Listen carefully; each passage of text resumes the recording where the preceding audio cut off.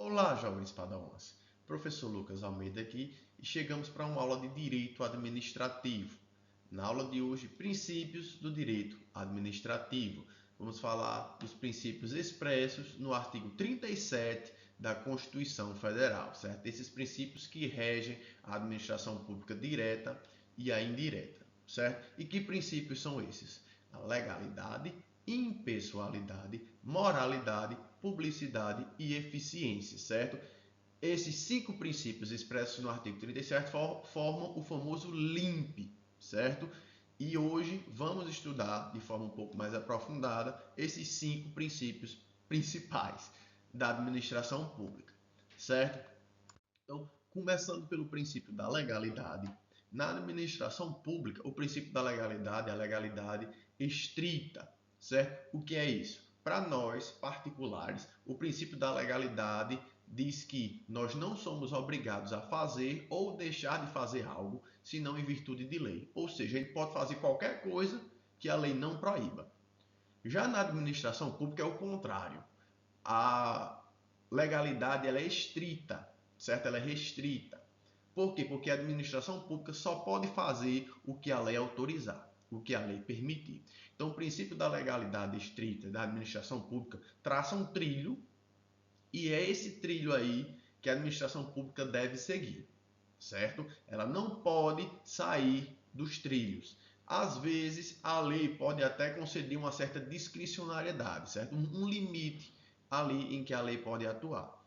Por exemplo, alguém cometeu uma infração e ali a lei autoriza que a administração pública, por exemplo, veja qual a sanção que pode ser aplicada àquela pessoa, se uma advertência, se uma multa, se uma prisão, certo? Então, a lei dá uma margem de escolha, mas o administrador ele não pode extrapolar essa margem de escolha. Tem que ser dentro do limite da lei, certo? Não tem muita opção ali, é o que a lei definir.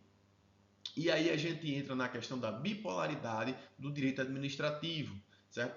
Essa questão da bipolaridade foi trazida por Maria Silvia Zanella de Pietro, uma doutrinadora do direito administrativo muito importante, certo? E o que é que ela diz? Que, por um lado, a lei limita, o princípio da legalidade limita a atuação da administração pública, mas, de outro lado, concede a ela privilégios e benefícios, certo? Como, por exemplo, a supremacia da administração pública, privilégios processuais, certo? Então há essa bipolaridade aí. Por um lado, ela limita a atuação, por outro lado, ela protege. E aí há esse confronto, certo? Então essa doutrinadora fala sobre isso. Beleza aqui, tranquilo, princípio da legalidade, certo? Partindo para o nosso próximo princípio, impessoalidade, certo? O que significa esse princípio? Que a atuação da administração pública deve ser impessoal, certo? A pessoa em que o ato administrativo vai atingir não importa quem seja essa pessoa, a beneficiária ou a prejudicada por esse ato, não importa. Por exemplo, a administração pública quer contratar novos servidores públicos. Quem é que ele vai contratar? Os primeiros colocados no concurso. Quem foram? Não importa. Vai contratar os primeiros colocados no concurso público, certo? Precisa contratar uma empresa para fazer um transporte público dentro da cidade. Vai contratar qual empresa? A vencedora da licitação. Quem foi? Não importa, certo? É impessoal. Isso aí é um princípio da isonomia, para tratar todos de maneira igual. Então, no princípio da impessoalidade, vai tratar todos os particulares de forma impessoal, independente de quem seja a pessoa atingida pelo ato, certo? E aí a gente entra na questão da teoria do órgão. O que é isso? A administração pública é formada por pessoas. Os servidores públicos são pessoas. Essas pessoas têm suas vontades e suas subjetividades, certo? A teoria do órgão diz que não importa quem seja a pessoa do agente, ele vai estar representando o órgão, certo? Ele vai estar representando a administração pública. Então, aquele policial que está de farda trabalhando, ele está representando a administração pública, não importa quem seja a pessoa do policial, certo? A teoria do órgão diz isso. Ela não separa a pessoa do agente público, certo? São um só, certo? A pessoa e o órgão. A teoria do órgão ela fala sobre isso, certo? Além disso, temos a questão do nepotismo, certo? O que é isso? É você nomear para cargos em comissão, porque esses cargos em comissão são cargos de livre nomeação e livre exoneração. Então, o servidor público ali ele pode nomear qualquer pessoa para um cargo comissionado. Porém, ele não pode nomear seus parentes, certo? O nome disso é nepotismo. O nepotismo cruzado está previsto na súmula vinculante 13 do STF, certo? Como é que o nepotismo cruzado funciona? Um juiz nomeia como a sua assessora, que é um cargo comissionado, a esposa de outro juiz. E aí o outro juiz faz o contrário, nomeia a esposa do primeiro juiz. E aí cada um nomeia um parente próximo ali para estar trabalhando em sua secretaria. Isso aí é o nepotismo cruzado, certo? Então, tanto o nepotismo quanto o nepotismo cruzado são proibidos por violarem o princípio da impessoalidade, certo? O STF já decidiu em relação à questão do nepotismo, em que o nepotismo ele pode acontecer em cargos políticos, certo? Um secretário de saúde, algum ministro. Nesses casos, como são cargos políticos, depois a gente vai falar sobre os tipos de cargos públicos em uma aula específica, certo? Mas nos cargos políticos, o nepotismo ele não é vedado, certo? E aí temos outra questão que é o princípio da intranscendência, que é outra exceção ao princípio da impessoalidade. O que é que esse princípio da intranscendência permite? Primeiro, ele está previsto na súmula 46 da AGU, certo? Então, está previsto numa súmula 46 da AGU, Advocacia Geral da União. E o que é que o princípio da intranscendência faz? Vou trazer o exemplo para vocês e vocês vão entender e a gente depois explica melhor, certo? Vamos supor que um determinado município, um prefeito, ele vai perder as eleições ou está no seu último mandato, ele não pode ser reeleito. O que é que ele faz? Ele contrai muitas dívidas nesse município. E aí a nova gestão, que é a gestão da oposição que vai assumir, pega o município defasado, com muitas dívidas, com muitos problemas. E aí o município, por causa do princípio da impessoalidade, vai ter que responder. Porque não importa o que foi que a gestão anterior fez, quem vai responder é o município, é o órgão, certo? Só que no princípio da intranscendência é possível que a nova gestão ela não responda pelos atos cometidos pela gestão anterior, se ela, por exemplo, comprovar que está tentando sanar os problemas. Se a nova gestão comprovar que está tentando sanar os problemas, certo? E aí ela não vai sofrer consequências, não vai ter o seu nome escrito no CADIM, não vai ter bloqueio de verbas, né, de verbas de repasse para o seu município. Então, se a nova gestão conseguir comprovar isso, que está tentando consertar os erros da gestão anterior, as consequências desses erros não vão ser passadas para a próxima gestão. O princípio da intranscendência é isso. Beleza? Chegando no princípio da moralidade, o nome de moralidade vem de moral, vem de ética. Então significa que é a moral, a ética, o trato com a administração pública. Ser honesto, não ser corrupto, certo? Tratar bem todo mundo e de maneira igual, certo? Então essa é a moralidade jurídica. A moralidade aqui que a gente está falando do princípio administrativo, que é a moralidade com o trato do bem público. Então vocês não devem confundir a moralidade jurídica com a moralidade social, que é aquilo que a sociedade acha reprovável. Vou dar um exemplo. Vamos supor que dois servidores públicos são pegos fazendo sexo dentro da repartição. Incontinência de conduta, o nome desse comportamento, certo? E a punição é demissão.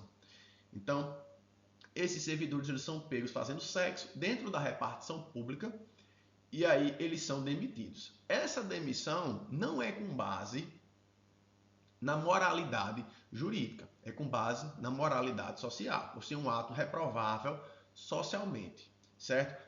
Porém, se esses servidores estivessem sendo corruptos, desviando dinheiro, recebendo propina ou alguma coisa nesse sentido, aí sim seria uma demissão com a moralidade jurídica, a moralidade do princípio administrativo do artigo 37, certo?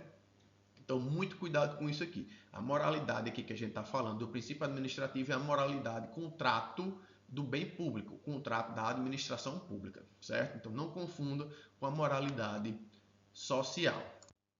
O princípio da publicidade quer dizer que todos os atos da administração pública devem ser transparentes, devem ser públicos, devem ser acessíveis para facilitar o controle e a fiscalização, certo?